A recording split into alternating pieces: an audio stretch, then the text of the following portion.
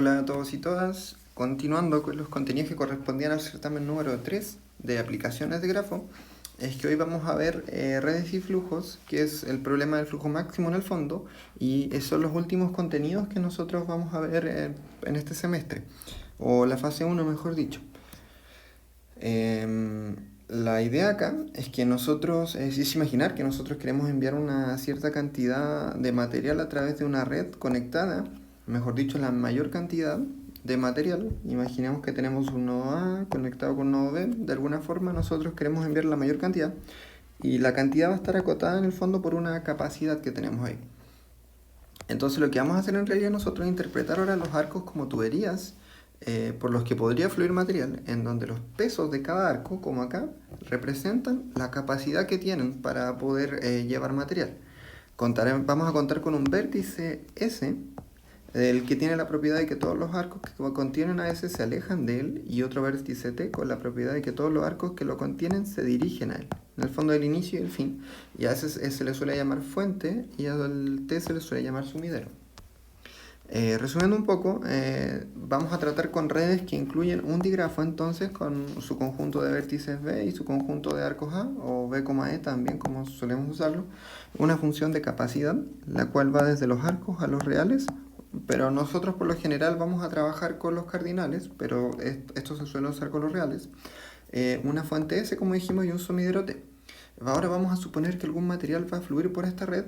Entonces nosotros el flujo lo vamos a definir de esta manera: f de x, y para el arco es el flujo en el arco x, y va a estar sujeto a tres condiciones. Estas son vialidad, bastante claro que el flujo no puede superar en el fondo a la capacidad del arco, es decir que f de x, y siempre tiene que ser menor o igual a c de x, y, que es la capacidad para todo arco. Skew symmetry es otra condición, que esta es una convención, la cual dice que si yo tengo un flujo de x, y, el flujo al hacer y, x, como ahora cambia el sentido, va a ser menos el flujo de x, y la condición de conservación, que esta nos dice que para todo x, y que no sean s ni t, el flujo neto será. Entonces, como se puede apreciar acá, en este ejemplo que nosotros tenemos de lo que sería una red con un flujo, tenemos los distintos nodos, tenemos S y tenemos T como habíamos dicho, y tenemos los arcos donde el rotulado en negro nos va a indicar su capacidad y el rotulado en rojo nos indica el flujo que está atravesando por ese arco. Veamos las tres condiciones que habíamos descrito. La primera de vialidad, aquí a lo que se refería es que si yo tengo una capacidad de 16, este solo puede llegar hasta 16, el flujo que está pasando, lo mismo acá, una capacidad de 12 y este valor solo puede llegar hasta 12. Luego de eso teníamos la condición de skew symmetry, que a lo que se refería es que quizás si yo pasara por acá con algún flujo o paso en este sentido, dependiendo del flujo que hay acá, va a ser en este caso de menos 9 lo que estaría pasando si yo paso como por un camino por acá. Y luego tenemos de conservación, que se refiere que el flujo tiene que ser neto, es decir, acá si yo tengo en A lo que entra, que viene siendo 12, tiene que ser lo mismo a lo que sale, que en este caso también justo son 12, así tiene que ser, y así tiene que ser para todo lo otro, menos para S y menos para T. Ahora, ¿cómo yo sé el valor del flujo que está pasando en la red? En el fondo yo tengo que ver acá los arcos que salen de S, aquí tengo 8 y tengo 4, entonces yo sé que hay 12 de flujo por la red que están pasando por ahí. Ya. Continuemos. Luego nosotros nos preguntamos cómo puedo encontrar el flujo máximo a través de la red. Ese es el problema que nosotros queremos resolver. Para esto nosotros utilizaremos el método de Ford-Fulkerson, que en español se conoce como el algoritmo de las trayectorias aumentadas, y este es un método que es iterativo, que suele comenzar con todos los flujos en cero, pero no siempre es así. O sea, ustedes pueden tener un caso donde ya tengan flujos dados, como ocurre acá, y lo que vamos haciendo es que después de cada iteración vamos a ir aumentando el valor del flujo a través de lo que se conoce como un augmenting path, el cual es un camino que está entre S y entre T y que no está en su máxima capacidad, ¿ya? Y este algoritmo, el de Ford-Fulkerson, termina cuando ya no hay más augmenting path. Pero ahora, ¿cómo yo obtengo estos augmenting path? Para eso nosotros debemos obtener lo que se conoce como una red residual, la cual vamos a denotar de sub F. Lo que nosotros es que necesitamos una red de un flujo F, entonces si hay arcos los cuales admiten flujo al adicional, vamos a poder tener lo que se conoce como el residuo en cada uno de esos arcos. En el fondo, cada arco tiene una capacidad y tiene un flujo que está pasando por él. Si yo a la capacidad le resto el flujo, voy a obtener lo que se conoce como un residuo. Y con esos residuos yo construyo la red residual. Ahora, para que quede más claro, vamos a construir la red residual a partir de la red que ya teníamos, que estábamos viendo de ejemplo. Lo primero que notamos es que la red residual, entre cada par de nodos, tiene dos arcos, uno de ida y uno de vuelta. En el de vuelta nosotros vamos a anotar el flujo que ya tenemos a través del arco SA en este caso, por ejemplo, y de ida vamos a anotar el residuo que acabamos de nombrar. Entonces, para el primer arco tenemos que llevamos 4 de flujo, el 4 lo anotamos acá, y el residuo vendría siendo de 12, que es lo que nos sobra. Así seguimos con el siguiente. Ahora vamos a ir a AC. AC vemos que lleva 9 de flujo y nos sobran 3. C y T, por otro lado, continuando hacia el lado, vemos que lleva 8 de flujo y nos sobran 12. Luego de eso, vamos a ver acá, SB, notamos que este lleva 8 de flujo y nos sobran en este caso 5. B con D lleva 7 de flujo, lleva 7 y nos sobran en este caso 7 también. D con T está completo, lleva 4 de flujo y nos sobran 0. Y luego tenemos acá el C con el D, que ese lleva 3 de flujo hacia abajo, entonces sentido contrario, y nos sobran 4. El diagonal también lleva 4 de flujo, notar que el diagonal va en ese sentido, entonces ahora son 4 de flujo hacia arriba en sentido contrario y nos sobran 5. Y este otro es un caso particular, el AB, porque aquí notemos que tenemos algo como de esa manera en un lado y de esa manera en el otro, pero eso no lo podemos escribir así en la red residual, sino que solo podemos escribir un arco de ida y otro arco de vuelta. Entonces lo que vamos a hacer acá es tomar cada uno de los arcos por separado. El 3, vamos a analizar primero el que lleva 3 de 4, es decir, en ese sentido nos va a quedar uno que es el residuo y hacia arriba el flujo que lleva, y lo vamos a sumar con el otro, que es el arco que hacia abajo en este caso vendría llevando 8 y hacia arriba va a llevar en este caso lo que sobra, que son 2, ¿ya? El flujo en sentido contrario, y eso nos va a dar el siguiente arco, que sería así. Perdón, vamos a hacerlo así para que quede más ordenado. Notemos, 8 más 1 me va a dar 9 al de acá, y al siguiente tengo 3 más 2 y eso me va a dar 5. Entonces así es como nos va a quedar el de acá, 9 y 5. Eso igual es importante que lo sepan de cómo tomar estos casos, porque igual se van a topar con ellos. Algunas consideraciones acá. Ahora vamos a continuar. Luego de obtener la red residual de sub F ya definida, que es lo que acabamos de hacer acá. Un augmented path P dijimos que era un camino dirigido entre S y T, y esto tiene que estar en la red residual.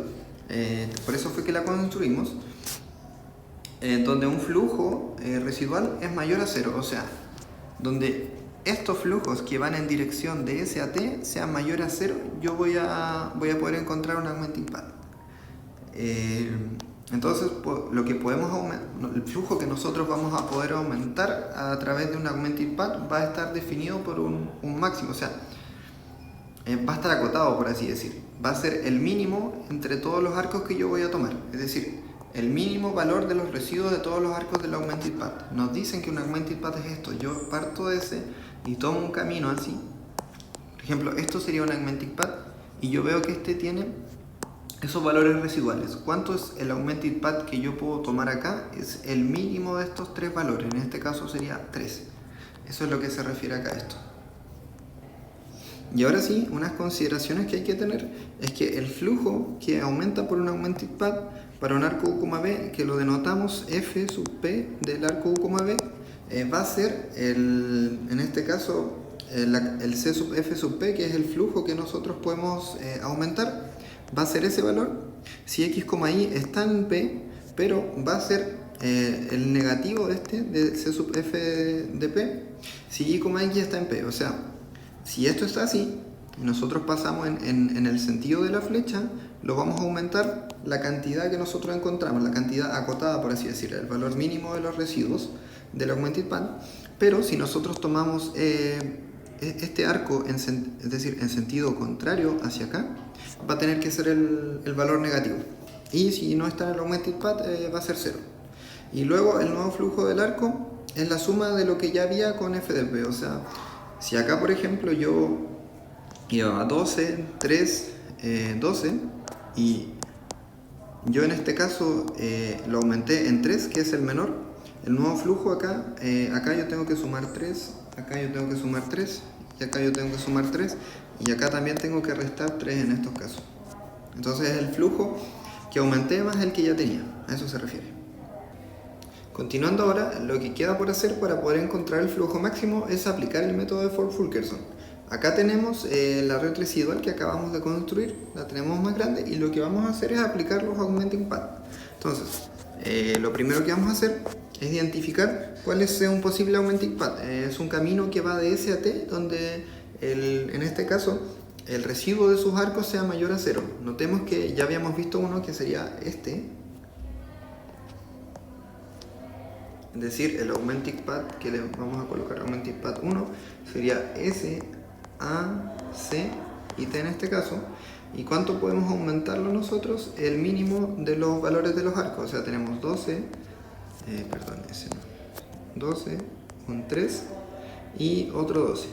Entonces el mínimo valor en este caso es 3. Y nosotros acá aumentamos el flujo en 3. Este nos queda como 7. Este disminuye porque ocupamos 3, así que quedan 9.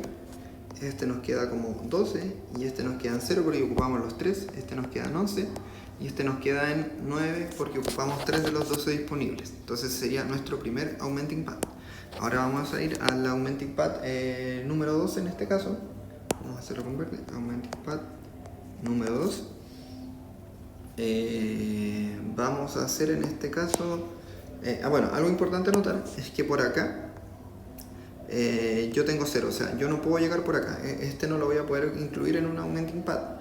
Entonces solo voy a poder estar llegando por acá hasta que agote estos. Ya, ahora acabo de agotar la entrada de acá. Esta ya quedó en 0, entonces yo puedo entrar por aquí o por acá. Entonces vamos a tomar esta del medio ahora. Y para llegar a la del medio nosotros podemos tomar así. Entonces eso es efectivamente lo que vamos a hacer. Vamos a ir por acá y vamos a tomar por acá. Ya, Augmenting Path 2 en este caso sería S, B, C y T. Y los valores que podemos tomar en cuanto a aumentar vendrían siendo 5, 4 y 9 en este caso, porque teníamos 12, ocupamos 3, así que ahora nos quedan 9.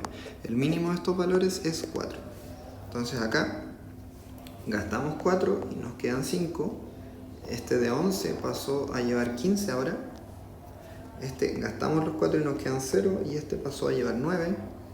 Luego de eso, el 5 acá lo ocupamos y nos queda 1 disponible y este aumentó en 4, así que llevamos 12 de flujo. Ya. Ahora terminó ese Augmenting Path y vamos a seguir buscando otro Augmenting Path. Notemos que ya agotamos por aquí para entrar a C, por aquí también agotamos y solo nos quedaría este. Entonces, para llegar a este tenemos que pasar por D, para llegar a D tenemos que pasar por acá y este solo puede llevar 1. Nos conviene quizá llevar otro que pueda llevar más flujo. Este todavía puede llevar 9 y este también puede llevar 9. Entonces quizá nos conviene hacer esto. Vamos a hacer con otro color igual. Vamos a ir por acá, así y por acá. Entonces con color azul el Augmenting Path 3 en este caso vendrían siendo S, A, B, D, C y finalmente T. Y los valores en cuanto podemos aumentar acá vendrían siendo en este caso 9, luego 9, luego 7, luego 4 y luego 5, si no me equivoco, sí, 5. Y el mínimo de estos valores es 4, o sea, podemos aumentar en 4, que en el fondo es ese de ahí. Ya. Entonces acá nosotros nos queda 1 y este aumenta a 19, nos quedan 0 y este aumenta a 7. Acá ¿cuánto teníamos disponible? Nos queda, baja 3, nos quedan 3 y este aumenta en este caso a 11. Acá este disminuye en 4 y nos quedan 5, y este aumenta en 4 y queda en 9 el flujo, y este disminuye a 5 y este queda en 11. Ya. Luego del Augmenting Path 3, notemos que ya no podemos llegar a C porque hemos agotado todas las entradas, todas quedaron en 0 con flujo, por acá tampoco podemos llegar, entonces no vamos a poder aprovechar ese 1. Entonces hemos terminado con el método de Ford-Fulkerson y esos serían los Augmenting Path que nosotros hemos encontrado. Ahora nosotros queremos verificar si el flujo que nosotros hemos encontrado es máximo. Entonces para ello lo que nosotros tenemos que hacer es realizar un corte. Acá está la red residual que nosotros obtenemos, y antes de entrar en qué es un corte, vamos a llevar de la red residual, vamos a construir la red de vuelta. Vamos a tomar en este caso los nodos S, A, C, T, B y D, y vamos a proceder a dibujar todos los que eran los arcos. Ya, nosotros teníamos acá este arco así.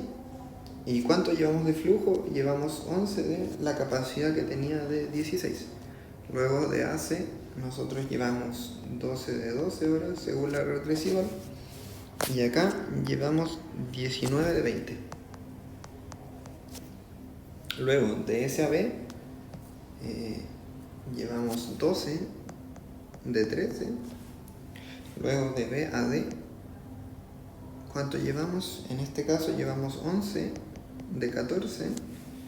De D a T en este caso llevamos lo mismo que siempre teníamos, 4 de 4. Y de D a C llevamos 7 de 7. Ya. Luego acá al medio, ¿cuánto llevamos nosotros acá? De flujo en este caso, en esta dirección tenemos que llevamos 0 de 9, ¿cierto? Por el sentido que tiene esta, vemos que el flujo que lleva, en este caso, contrario a su sentido, es de 0. 0,9, y finalmente nos queda analizar de nuevo este caso que era un poco especial. De nuevo lo vamos a tratar de ver acá en particular.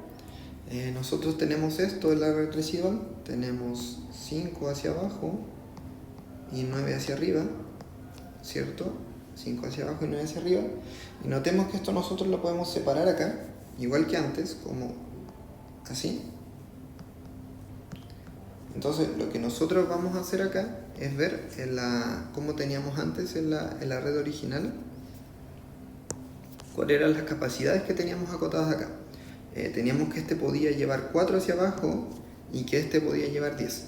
Entonces lo que nosotros vamos a hacer acá es colocar que nosotros vamos a llenar este, o sea, va a llevar 4 de los 9 que lleva hacia arriba, va a llevar 4, y acá nosotros le vamos a colocar que se queda con 0 porque la capacidad máxima era de 4.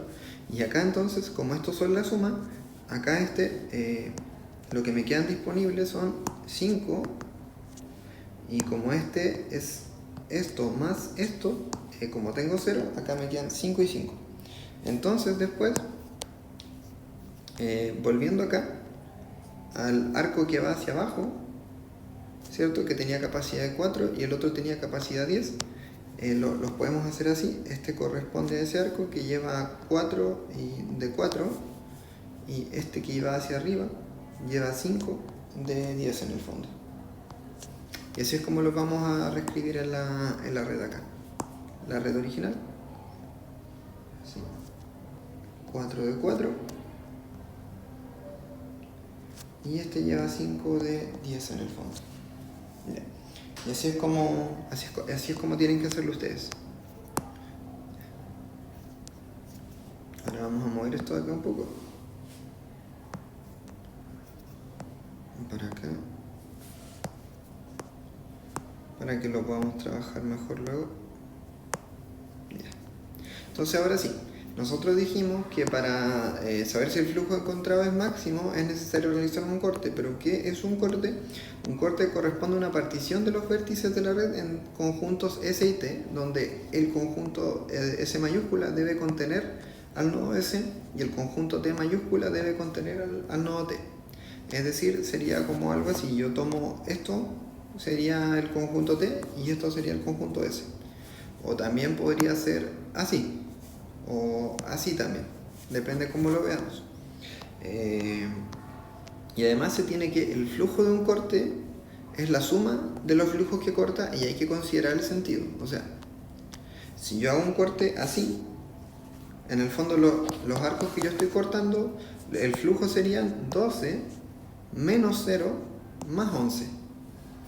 Mientras que por otro lado, la capacidad de un corte solo incluye los arcos que van de S a T.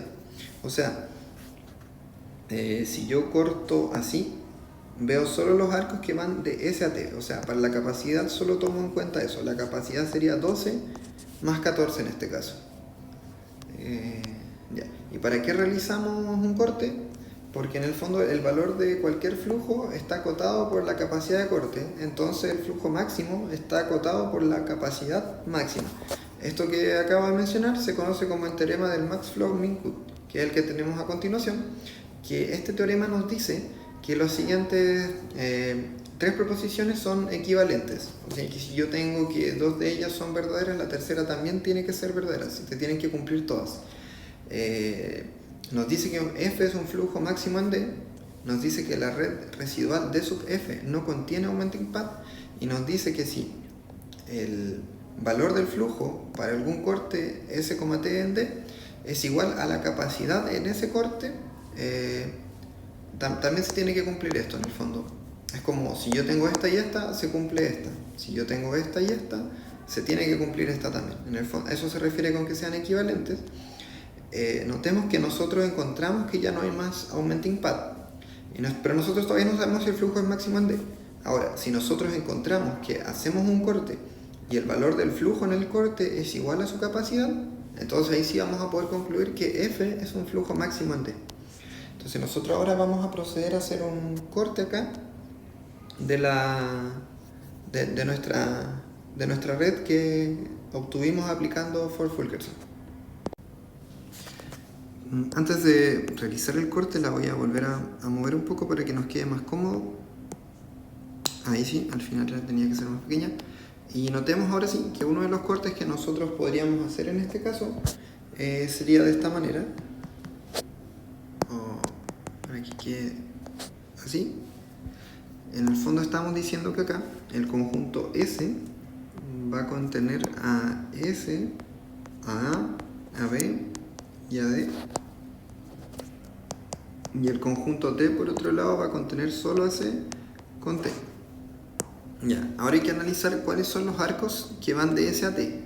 Vendría siendo AC, DC y DT, mientras que CB es un arco que no va de S a T, que eso es importante para el cálculo de la capacidad. Y en este caso este no va de S a T, sino que quedó en el conjunto de los nodos de T, mientras que estos también quedaron en el conjunto de los nodos de A.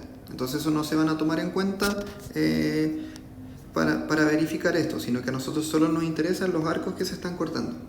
Primero que todo vamos a calcular la capacidad del corte y vemos que esta solo incluye los arcos que van de S a T. Entonces C de S, T, que es la capacidad del corte, solo incluye los arcos que van de S a T. O sea, este es 1 y esa es su capacidad, 12, más otro arco que es este, que son 7 de capacidad, más el otro arco que es DT, que en este caso lleva 4. Ya. Y eso, luego este no se toma en cuenta porque como vemos este va de T a S, no va de S a T. Entonces por eso no tomamos en cuenta ese 9. Y eso nos va a dar en este caso el valor de 23. Esa es la capacidad del corte. Y ahora yo necesito también calcular el flujo del corte. Y el flujo, este sí toma en cuenta el sentido. Entonces acá tenemos flujo del corte. Corte S, T. Vendría siendo más 12. Más en este caso los 7 de acá. Perdón. Ahora sí. más luego los 4 que van también en ese sentido, y hay que sumar más, en este caso, el 0. Ya, acá justo en este caso nos tocó que hay 0 acá, entonces igual nos da 23. En todo caso acá el 0 no... ¿Cómo es que se llama? Debió haber sido menos 0 es igual a 23. Ya. ¿Por qué? Porque justo este arco va de T a S. Es decir, que si acá nosotros hubiéramos tenido un valor mayor, quizá un 4 o un 5, lo que sea, menos 0, nos hubiéramos dado cuenta que hubiéramos tenido que restar esto acá y no nos hubiera dado 23. Entonces, acá nos dio que el corte, o sea, la capacidad del corte es igual en este caso al flujo del corte S, T. Como nosotros tenemos que son iguales, podemos concluir que el flujo es máximo. Pero si justo este valor de acá hubiera tenido otro, el flujo no hubiera sido máximo. Igual que ustedes muchas veces van a tratar de hacer un corte y se van a dar cuenta que a lo mejor no les da. Ustedes tienen que buscar el corte, si existe un corte que haga que esta igualdad se cumpla, entonces el flujo es máximo. Entonces tienen que ir buscando ahí. En este caso convenía tomar este porque notamos que el flujo que lleva es 0 y además nos vamos a notar, nos vamos a tomar en cuenta su capacidad. Entonces estábamos tomando estos que estaban todos al máximo. Entonces claramente el flujo y el corte nos iban a dar iguales. Ya. Entonces con eso obtuvimos que el flujo es máximo. Tenemos que, porque no tenemos que no haya un melting pad y que el corte, tanto la capacidad del corte como el valor del flujo del corte son iguales. Bueno, y eso serían las redes y flujos. Este es el último video de los contenidos que vemos que antes correspondían al certamen 3. Antes también se veía permutaciones, pero es un tema que es un poco más extenso, que anteriormente tomaba más clases, así que ahora no se va a ver, tomando en cuenta que el semestre igual está mucho más corto y ya tienen que terminar ustedes sus semestres también y probablemente su última semana esta etapa de evaluaciones, así que por eso es que lo vamos a dejar hasta aquí y estos son los contenidos que van a evaluarse en la última tarea.